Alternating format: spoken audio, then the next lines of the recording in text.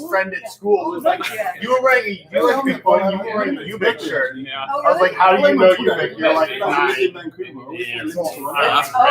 And then I had to read it when I had to. Oh my God, I told you might. Yeah, I did. Put his on for a second, so I went. Oh, nice. Yeah, a very nice person. I would say, I'm like, yeah, you know, people say, like, you're better half. I'm like, oh, he really is. He's much nicer than me. Okay, whoa, 8 on the dot. Perfect. 8 on the dot, guys. Okay, we're going to start now. Yeah. Okay, welcome back to the circle, everyone. So this now looks super formal and planned. We're all at the front of the room for you. So this was originally pitched to me as create a panel on immutability, and we're going to keep it super simple by primarily focusing just on defining. I think there was some good definition in Anthony's intro of ETC of what immutability is. I really wanted to anchor this in the framing you put forth of immutability of the state of the chain. I think that kind of brings us back to the longest chain of proof of work is trustworthy, and it kind of directs us toward understanding why superficial forks and social forks are not very productive for cryptocurrency. And I feel, unfortunately, that's the one thing that could tank even proof of work, is if we socially fuck it up by everyone just falling into infighting. So the immutability of the state of the chain rather than any given parameters of a chain's design, I think are really crucial. But I'm going to just go down the line and do a quick self-intro if you haven't already presented, and then say what your thoughts are on immutability. What do you think immutability is about? What is the point of immutability within cryptocurrency? Why is it revolutionary? If you can manage a third point, how do we protect it? Like, what is the goal for keeping crypto immutable? Stir. All right. Hi, I'm Alex Dirk. I'm a co-founder of Ubik. It's an alternative EVM. Another flavor of ice cream out in the space there. A little more minty than the other ones. We have our own version of the EVM where we believe that, I guess, in the principle of immutability, we wouldn't really want to make a change to the state to try and undo a mistake. But speaking more personally, I can't really speak on behalf of the whole Ubik community. I think immutability is a big function of consensus. So if there is a problem big enough that everyone kind of feels that there needs to be action taken, then maybe immutability is preserved within that consensus. We saw with Bitcoin really early on, there was a bug that allowed far too many Bitcoins to be produced, and they had the consensus to roll that back. So I think there are these kind of extreme circumstances where mutability is maybe a different definition than what we think, where the data that we want to be preserved is what we end up going with. In terms of preserving that, I think having a good governance system to really make sure there is consensus, like real consensus around making those changes or preserving non-changes is important, and that's kind of one of the main things we focused on with our chain, was building a really good governance system to have basically token holders along with miners be able to vote on matters such as this. That's my piece. Thank you. Dan, we'll just wrap it up right there. I'm Saban. I introduced myself earlier. Immutability, it's just another word, and the way I interpret it is just another word for non-transaction reversal. And when you think about non-transaction reversal, that's also part of what creates, that's also a part of the design for censorship resistance when it comes to the creation and exchange of value. And no one gets to meddle with your transactions. When transactions are made, they are final. And when you think about, and it has a deeper meaning when you think about, it's kind of like a good yin and yang, right? You have some things that are uncomfortable, some things that are more comfortable. And I think immutability and non-transaction reversal is kind of like the yin and yang of what makes cryptocurrency censorship resistance and desirable. So if you think about so when you make a transaction, no one can interfere with that, and no one can interfere with that absolutely. And also it creates a sustainable, I guess if you use it in a currency sense or a DApp sense, it creates a sustainable thought process, because thing with non-transaction reversal is it rewards competence but doesn't reward incompetence. So if you send your transaction to the wrong address and you don't have the private key for that address, it was your mistake and you're held accountable for that mistake. And often human behavior sacrifices freedom for protectionism and being able to backtrack on mistakes and stuff. And with the blockchain, kind of with the design of mutability, it kind of protects us from that human desire to change things for protectionism, and enforces that in the protocol layer. So that's for me. My name is Shane Johnston. Been an electrician by trade, but an avid crypto trader and a crypto miner. And in this space, the big thing about immutability and mining is the fact that, you know, in order to back a project, you kind of have to invest. And as a miner, you're putting your stake of electricity, of hardware, of time and effort, of physical time and effort, in order to back the project. So the idea of immutability, and to me, is how do you back the project? And we've all seen what proof of stake looks like, and all these other odd governance models. But ideally, at the moment, what we see right now is proof of work being a big driver of how we actually see value, how we actually build infrastructure in a project, and how we go about quantifying value of what a project and its immutability looks like. Being able to put hash power behind each and every block as you verify each and every transaction, and stake your power use, and also be cooperative with everyone else who's got the same ideas, is a really neat thing for me to see, a really big eye opener for me. And that's my biggest passion in this space. Great. So, Matthew Lusardi, I introduced myself earlier. As far as what immutability means to me, and this is something that I've thought about a lot because, I stay hardline ETC, it's more about not intervening with other people's going-ons on the blockchain, rather than immutability is almost like the result of what you're getting. And the way you're going to get it is by not intervening with other people's transactions, by not violating their consent. So obviously, I sound like a broken record with the DAO, but a very important part of it that doesn't get brought up much is that there were 106 or so different addresses that all had their tokens taken away. Some of them were the DAO hackers, some of them were unknown, and some of them were other known people. And so in that way, not only was this bad thing reverted, but a lot of other people were affected by this decision. And so we had a democratic vote on whether or not it's okay for somebody to essentially come into somebody else's house and take away their property.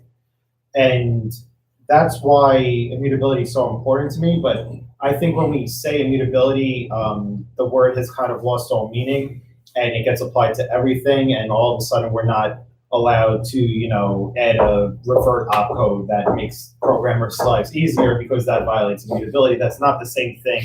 It's not on the same level. Installing another stop sign on your street isn't the same thing as completely revamping the highway and taking away somebody's car. And that's what immutability means to me. And I think the other thing you mentioned Chelsea, was how do we protect that? Technologically, there are ways to protect it. It's hard to do in smart contracts for a variety of reasons, but you can protect immutability a lot better in something like Monero or Zcash because people can't actually see the transactions. So you can't reverse or change transactions that you can't see, which is great, but it doesn't work in all applications for various technical reasons. And so I think most importantly, though, we have to protect it at the social layer. Not only because of that, but because we can even end up in situations where people say, well, nobody's using Monero anymore. You have to reveal your account balances and store them through this other type of network, because that can always socially be taken away from you. Everything is a social construct, essentially. So, yeah, it just, we have to staunchly defend that as much as possible until it becomes just something that you accept. Like, there's a lot of behaviors that we all do that we just accept. Like, you know, we're generally nice to people. We say hi when we see them. We shake their hand or give them a hug or something. Like, these are all very basic human fundamentals. And blockchain is so new that it's going to be very difficult to get that down to such a basic level with people. But I really hope that we can eventually, because then it makes what we're doing so much more worthwhile than if we just, you know, let it be violated for brief temporal convenience. Yeah, what you were talking about, it fleshed out for me that it seems, and I see this a lot in the Ethereum development ecosystem, because Ethereum has so many bursts of like newcomers bringing new perspectives and building. Like, there's tons more building going on the platform, so there's a lot of complexity and a lot of short-term forking, etc. So I'm seeing like complexity as maybe the design challenge enemy of immutability. Like, the more new, fresh takes on something, the more people are forking a repo and creating their own version of something, the harder it is to really track and the harder it is to maintain consistency. So this goes back to the longest chain being supposedly the most trustworthy and provable. So I'm wondering, like, there's a social element to all of this. We can hard fork in the traditional way, and we've seen the first real hash wars that we've ever seen in crypto go. We saw a huge amount of value wasted just for ego, in my opinion, on the world stage, and a spiraling, tanking crypto economy. I mean, like grumpy cat face good, whatever, because I do think in this bear market people will build. But I'm wondering how we maintain, Sturk, you had mentioned like really focusing at UBIC on designing governance processes. Like, how do we maintain the social side of things? Because yes, we can have technical two trains pointed at each other hash wars, but a lot of the time the dissolution and forking comes from social side things. So in terms of project management and stuff like that, can we, like immutability was the kickoff, but can we see any sort of anchoring principles? Maybe, Sturk, you can again kick us off because you hyped governance. Like, how do we see the social side of consensus so that every time we disagree, we don't just fork protocols? Yeah, I think having constructive dialogue is kind of important, and that's, yeah, where the governance side of things is important, because then you can be getting feedback. Like, if there is a disagreement, there's the opportunity to kind of put it to a poll, and that way you can maybe come to a resolution rather than going your separate ways. I think that's where, I hate to say finding a winner and a loser, but yeah, in some of these cases, you put it up to a competition, maybe with less value on the line than like a hash word is required. So yeah, having kind of these peaceful resolutions or peaceful dialogues where people can kind of participate and everyone can kind of have their voice in it in some way, it is really the better way to make it more constructive, because otherwise it becomes destructive. And yeah, you get these inflated egos. And a lot of part of it too is like personalities, like a lot of people not being able to admit that they're wrong or their idea might not be as good. So yeah, if you have strong personalities, I think there needs to be some recognition of that to kind of put it back down to a ground level again. But yeah, I mean, you're gonna have inflated egos wherever you go. It's just a matter of how it's dealt with. The very cypherpunk principles of voluntarism that you were pitching, Anthony. Like I feel like what's strong, what could actually be our strength in valuing immutability is you don't go into someone else's house and take their things. Because that's a thing that in much more socially permissive sorts of, like in people who are more trying to objectively build governance structures, you do get a lot of, okay, well, how do we define nice? How do we define a core, like consensus, etc.? Whereas I do think there's a saving principle in the kind of conservatism of immutability that says, okay, base principle is you don't interfere in someone else's shit. But we have to, I think the safest thing is for us to have exit plans for, okay, I no longer agree with this system. How do I exit with the value I'm technically owed right now? So I don't know, like, I don't know. I'm mainly anchoring us back towards, I think there's a protection in staying cypherpunk. I feel like immutability is about that cypherpunkness.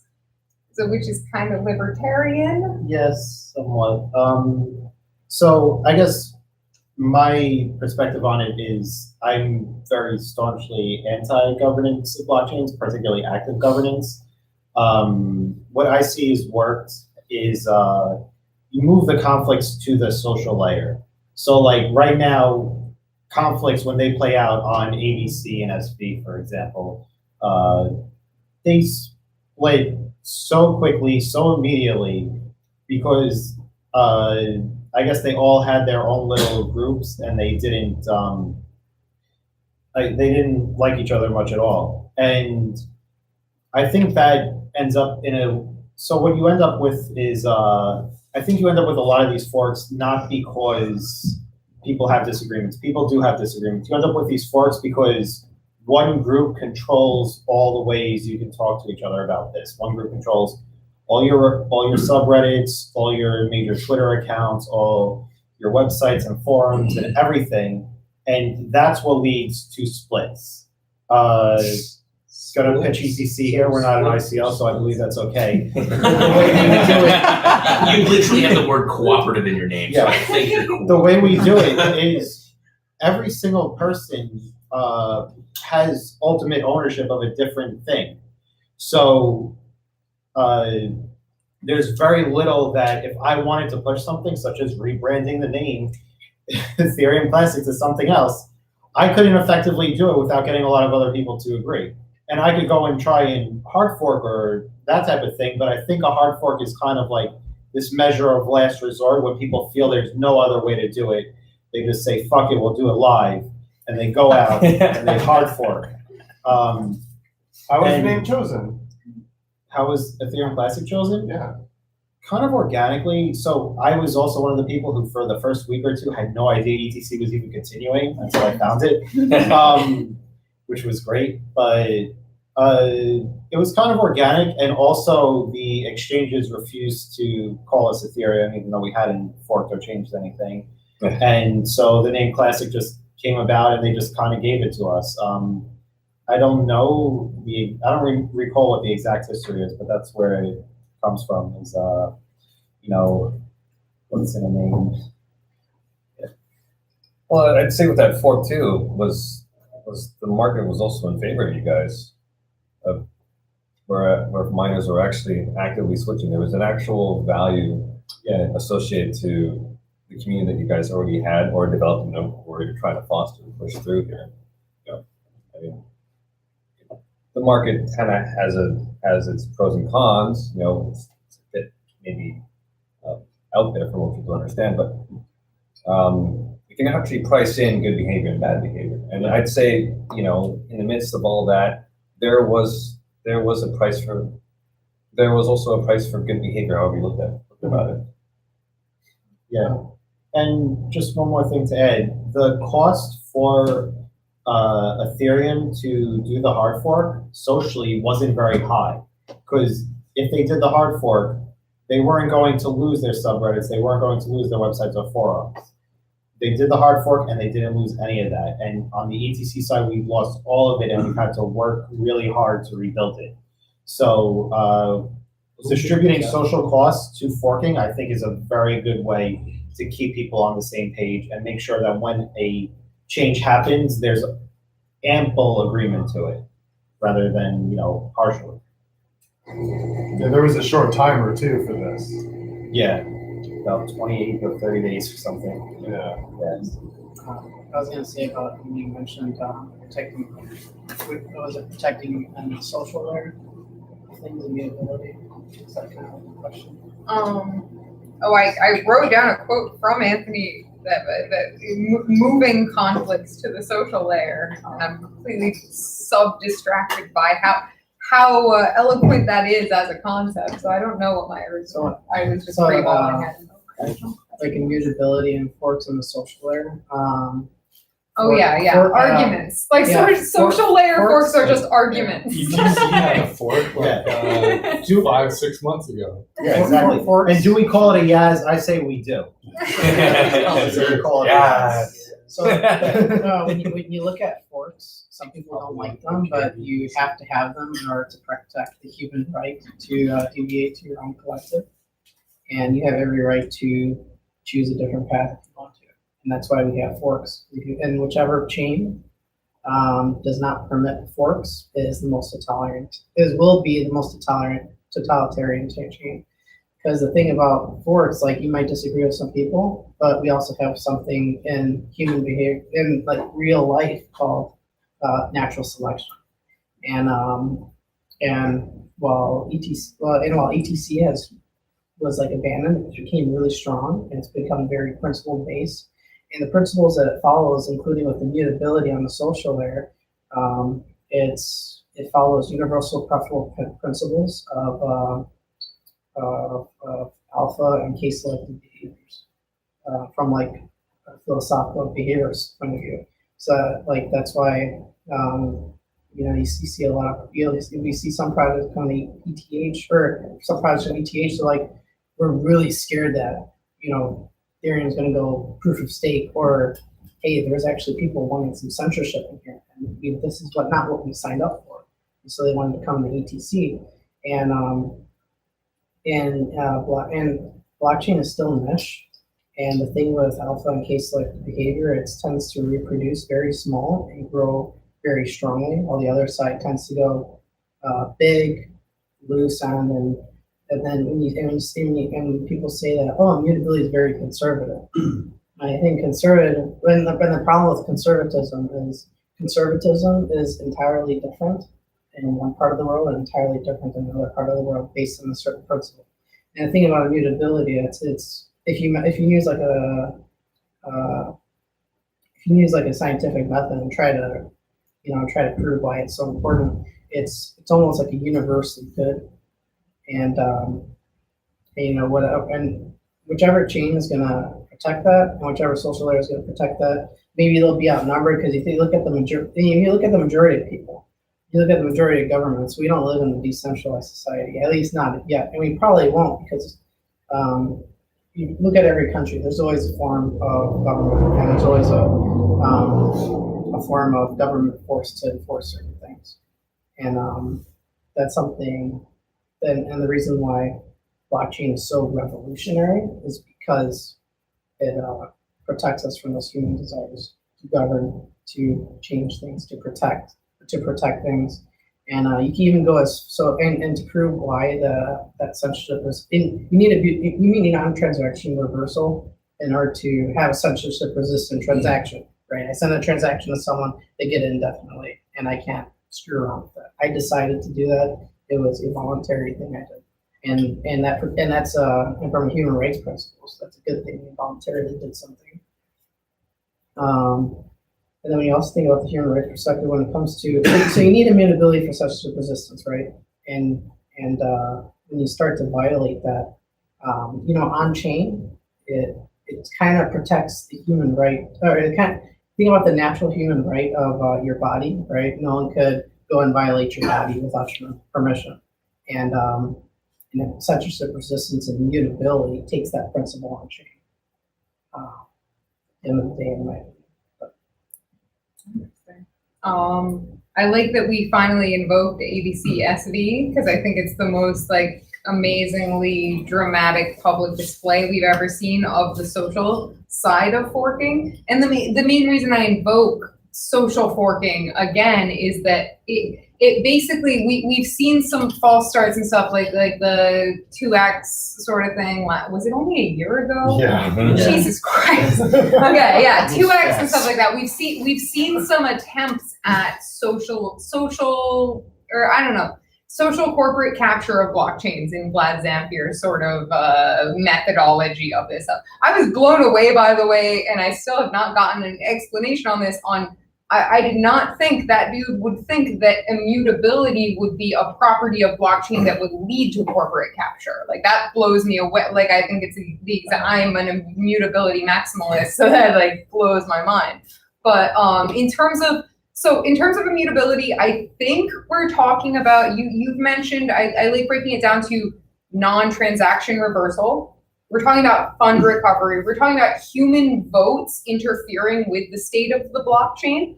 I would like to invoke something that's like basically a super centralized decision that was made in Bitcoin early on that actually I think still supports immutability, but it is important to speak to the fact that nothing's really decent. Even Bitcoin itself isn't decentralized. If you Google it, there is a beautiful article by a social theory professor on the 2013 accidental hard fork of Bitcoin, when a bunch of miners, like the client was upgraded or something like that, and a bunch of miners started reporting weird stuff, and this dude like screenshots the forums posts of the leaders of the main mining pools and the core devs of Bitcoin. I think like Luke Dash Jr. was in there, a couple of really recognizable people. And over a period of about 6 hours, they came to a social consensus in a chat room around, oh shit, oh shit, oh shit, there's something terribly wrong with this client code we just upgraded. What's the Bitcoin impulse? Just like minimal action. Okay, let's have everyone upgrade. And then someone pointed out in the chat, they were like, wait, but there's tons of people just running miners that they're not touching for weeks at a time. Like we would have too much of a risk of a chain continuing to run on the old like node, whatever. So basically, this was a completely centralized small pool decision that succeeded because one of the leads of the biggest mining pool in Bitcoin at the time publicly said he was going to do he was going to revert to the old client and lose a bunch of tangible money by doing so, and he had such weight. So basically, it was something that was a reversion of the it's kind of I'll get some Yiddish going here. Like it's not really we're not calling the software clients each time they upgrade. Like we're not saying that's a part of the immutability of the state of the chain. But it was a super fucking centralized occurrence that was manipulated by a core group of people. So is immutability hand in hand with decentralization? Like, can we link these things?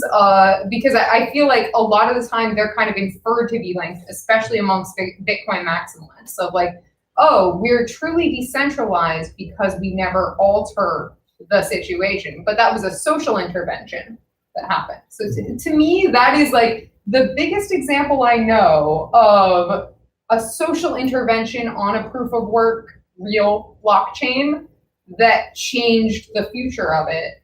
Do y'all have any thought? Like what happens if some sort of exploit is found on ETC? Do we solve it in the public eye? Do we solve it amongst core devs? How do you guarantee it's a bug and not actually malicious, and some bad actor actually is able to implant some bad code by way of saying that it's a good idea and convinces everyone that it is? Clearly nobody saw that bug before. How do you know that somebody's not doing that for some gain? So like, you can revert or you can not revert at the end of the day. Like those are the two options. But like, again, like how can you be so sure that somebody didn't know when they were doing that, what they were doing?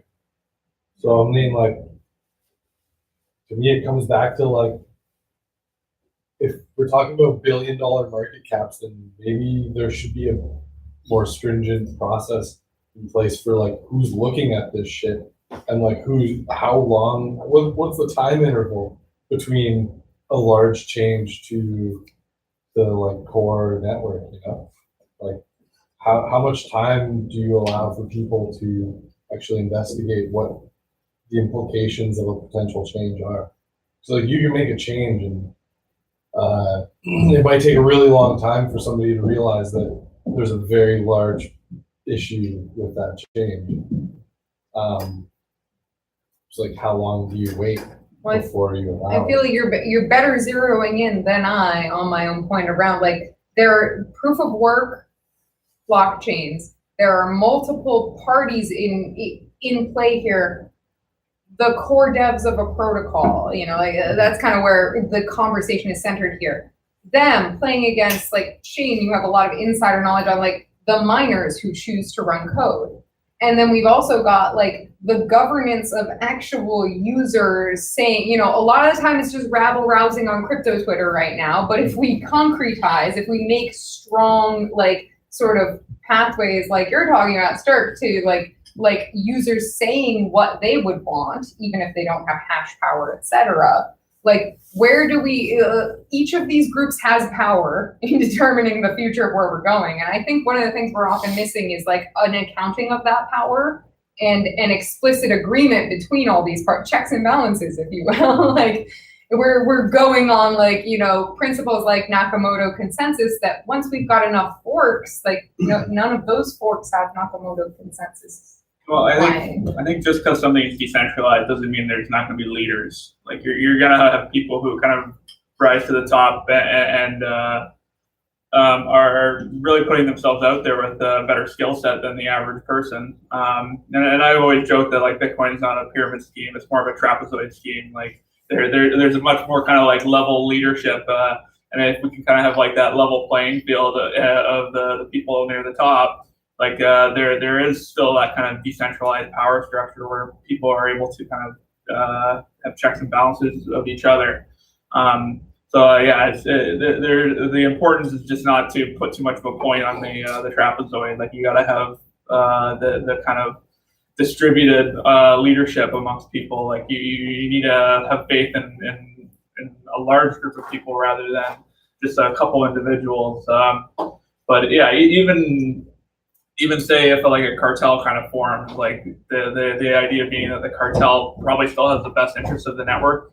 Like you're not going to have the entire leadership or the majority of a leadership look to like sabotage the network. Like their interests are still with the network succeeding. So if the game theory kind of always works that like the people want things to succeed, then I think like you're going to kind of have these kind of checks and balances that form with the social structure that we have. But yeah, that's just kind of my thoughts on it right now. Where does leadership come from outside of dev skills? I think there's some charisma involved in it too. Politicking. Sorry? Politicking. Yeah, exactly. Yeah, there's going to be, I think in the system, it is really kind of coming down to really like pure dev skills. There's going to be the monopoly side of things too. Like there's going to be people who have a lot more influence just because they're better financed. So there is kind of this multifaceted aspect of leadership. So you're going to have the sweet talkers, you're going to have the people with big wallets, and you're going to have the guys who know how to build good things. So like having kind of that wall-rounded group of those kinds of leaders, people with one skill or another, or a section of all three, that's probably where you're gonna have the best kind of pool of leaders. But if someone can't enact that change in code directly, does it even matter? Yeah, like that's why I say the dev skills are, I think, a lot more important in this space. Like you need to have like where the rubber meets the road. Because yeah, there's only so much money you can throw at a problem. If there's no one who can solve it, then you're kind of SOL. was gonna say something about when you're talking about like is something really truly decentralized in the POW and in miners. There's a lot of people that misinterpret centralization and mining production, in the sense that people will be like, oh, there's really only 5 companies that are really running this protocol or something like that. And there's probably a lot of other miners, but as far as like people who hold like 10% or 30%, people try to say that, oh, proof of work is so centralized. Look at this, look how much share they have. And one of the problems that people, one of the reasons why that's not a good argument is because human production, as far as like doing something really good, there's not too many NFL players, just as if there's not going to be that many amazing high producing miners. Human production, excellency in human production is quite the minority. So you're always going to have less of a higher producing group of, let's say, miners. And that just encourages more competition. Just like, let's say, every 1 out of 100 people, you get like an Einstein or something, hypothetically. Will encourage more people to come in, and you have more Einsteins competing against each other. And oh yeah, we need mining, proof of work mining, to stay bloodthirsty as possible and super game theory proof. It's that everyone needs to be able to run a node for transparency's sake. That's the thing that I think gets conflated, and then Bitcoiners get their undies in a bunch when it comes to ETH. Like you had pointed out earlier tonight, like archival node, very different in Ethereum, very different, and I presume in Ethereum Classic as well, like very different. There are different terms and norms around different crypto chains. So it is something that like mining should be bloodthirsty. We need it to be. And that's what makes like crypto almost sociopath proof is like that it is employing pure capitalist market principles. But the being able to run a node and check, rather than competing on the mining, I think I early on in crypto conflated, because so many people I knew who were running nodes were miners. I was like, oh, that's that's an overlapping thing. And it's like, no, it's important that we can run nodes on low hardware. When you think about the accessibility part of proof of work mining, especially when ETC removed the difficulty bound, there's probably a lot of people in some really crappy countries that people are mining with like whatever hardware they can get just to have an income. And so either you could remove difficulty bound, make mining accessible to as many people as possible. Obviously, obviously it doesn't have to be everyone to be doing it, but right now it's reasonably accessible as far as Ethereum Classic is concerned. And and then when you go proof of stake, really you're just handing it to the whales.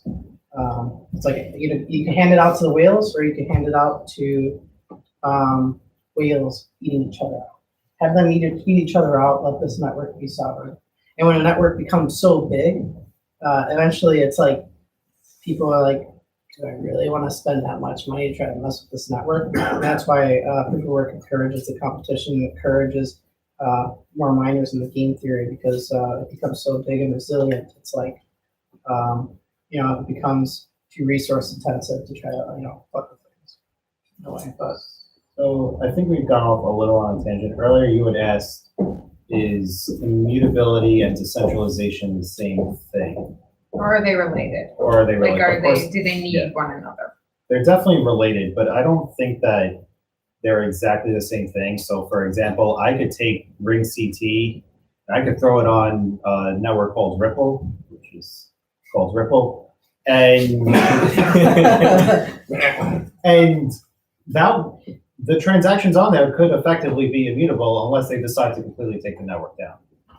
And even then, if it's a public network, they're kind of immutable because other people can read everything off the network and duplicate it. So decentralization is a way not necessarily to solely support immutability, though I think it helps.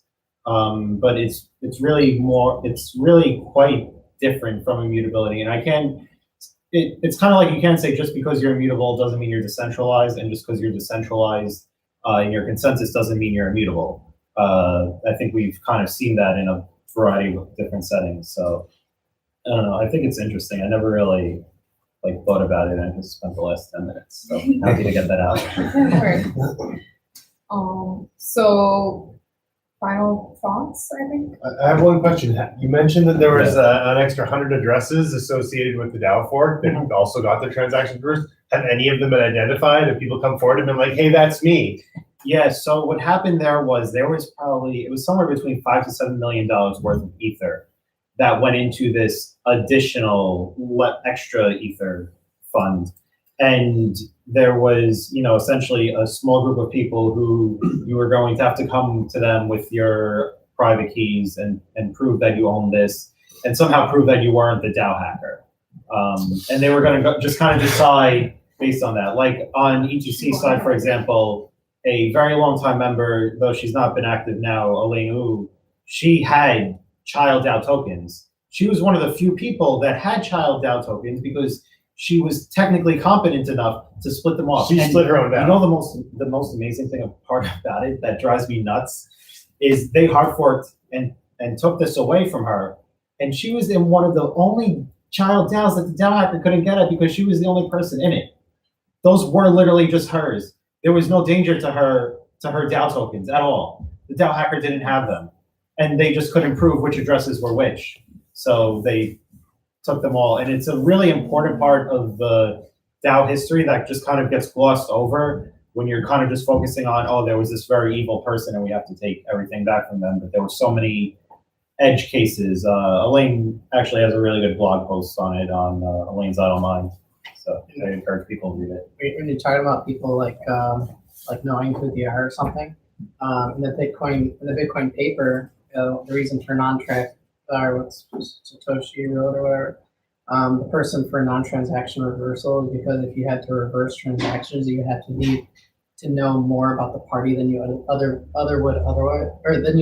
would. Mm-hmm. Yeah, which is an interesting thing because if you're going to return something, you have to often know who they are. Yeah, absolutely. I agree. Yeah, so that breaks a different principle of everything. Yeah, I think a lot of the more current, we'll call them blockchain systems, have really forgot the initial principles of why Bitcoin is what it is. Yeah. Like immutability, non-reversible transactions, secure, decentralized. A lot of the newer ones, people just don't get that. Even a lot of the companies in the space aren't really respecting the values of the system they're building in. I'm just actually looking up Elaine's thing here. I was saying that that's the funny thing. We're trying to compare immutability and decentralization. We found it. We actually have found it. We found, a working mechanism that actually allows that. The idea of a cryptographically proven transaction and this whole blockchain that it verifies and checks back to original transactions is quite amazing. But I have to say, touching on a little bit of leadership, there was a lot of risk. There wasn't much risk going into Bitcoin and how that started. Ethereum Classic, I'd say there was a lot of risk. That's a good sign of leadership right there, to actually taking the initiative, saying, screw it, we're gonna keep these mistakes, keep these ideas on our chain, and we're gonna keep these ideas going. Yeah, I agree. And Vitalik actually acknowledged that on Twitter a couple months ago. He just made a little tweet and he was like, I'm sure there are people on the ETC side who took substantial risk and stuck to their principles just for reasons other than thinking they're going to make money. And it was funny because when ETC first started, at first it was taking off and doing good. And a month later or so, people were like, Ethereum's dead. They violated immutability. It's one of our core things. And I'm like, guys, no, Ethereum's going to become worth more because what's going to happen is new people are going to see it and they're going to go, well, they took money back from the bad guy and these guys didn't, and that's it. And yes, but I think it's vitally important that you stick to fundamentals in this space, and it's not it's not an important thing, it's not a noble thing, it's a practical thing, because you can do this once or twice, but you keep doing it and everything just fragments and gets worse and worse. You even see now where Ethereum the community is choosing not to refund Parity's money. And Parity's money is so simply provably only Parity's and the other multi-sig signers and nobody else's. And yet this subset of a DAO type hack that's much simpler and much more direct and very easy to return is the type of thing that doesn't get refunded. And it's just really Learning from your mistake. well, yeah, it's you're just, learning from it's your just an mistakes. error. Yeah, Yeah. that was just a mistake. That wasn't even a hack. That was just a mistake. Yeah, it was just a mistake, and you're learning from your mistakes, but at the same time, I don't know, it's just not consistent, and consistency in these systems is really good because even though they haven't reversed that one, I guarantee at some point there's going to be another hack, and because this stuff is very hard to program, and there's going to be a substantial amount of community members affected, and they're going to want to reverse it because it's their money, it's their $100. It's not Parity's $10 million or $100 million for a company that has contributed more to the space than most other companies. And gets a lot of shit. And gets a ton of shit, undeservedly so. And it's just very funny that you see this situation where the masses will want their $100 back so much that they'll violate these principles, but they won't want to give back on simpler cases that just don't as drastically violate things. So it just is going to eventually lead to fracture, and that's just. I think it's more Yeah. complicated than that because it goes back to leadership. And, you know, when you talk about the long tail of random people who have $100, they have no voice. And I can guarantee you that the long tail of most blockchains have no voice. So it matters, to your point, about what the core devs think. Yeah, it They are definitely. influenced by other people in different ways. So to Sturk's point, there might be a smooth talker that influences that or something like that, right? But I think this is the really, really complicated part is we're still struggling with the who decides. And again, most of human coordination is question marks about who decides. Of course, and I agree 100%. Devs absolutely have outsized power in this space because you can write the code that runs on the network, and you may be one of a very small group of people who actually understand the full implications of the code because you can't just reduce it to words. But I think those people that each lost $100, yes, they don't have a voice, but they're also not incentivized to voice it. Because if you are going to get your $100 back, then you're just going to, stay the course and go with what's said. It's kind of like this. There's an asymmetry. If depending on who you are and what you are, if you're somebody with no voice but a little bit of investment, you're great sticking with your default if you have no voice. If you're somebody with a lot of voice and a little bit investment, you're not risking much by using your voice. And there's just these, like you said, there's a lot of complex power struggles, which is why I agree with the Bitcoin way of if the community can't come to a massive consensus on it, then you don't do it. And if they can, then you can do it. And but I think that's trickier. We skip the part of like understanding that the technology underneath isn't UTXOs with signaling of nodes. So Ethereum-based systems don't have the same tools because the technology is different. Oh, I agree. Ethereum-based systems are a nightmare to coordinate upgrades on. That's definitely something that needs improvement, without a doubt. And you see like the core devs, like and leadership running things too. As far as that being concerned, that's never, in my opinion, that will never ever be solved in the entire space because collectives are only as good as the people who create that collective. Just like when you think about a democracy, democracies are only as good as those people make it out to be. And that's why we have forks, because people can deviate to other things. So I don't think that will ever be solved in the space. But yeah. Actually, something you're saying about when you're saying like the people learn from their mistakes, and there might be another hack because it obviously matters if you're competent in your principles and stuff. And when you mentioned the Dow, like another mishap happened, well, they actually learned from the parity mistake, they're not going to bail them out. And you think about why the learning from your mistakes matters, and like being accountable instead of forking your way out of bailout, forking your way to bailout. You can explain the Dow in a way where, let's say you're having a barbecue, right? Let's say Jimmy and his dad, they're at a barbecue. The grill's very hot. It's sizzling hot.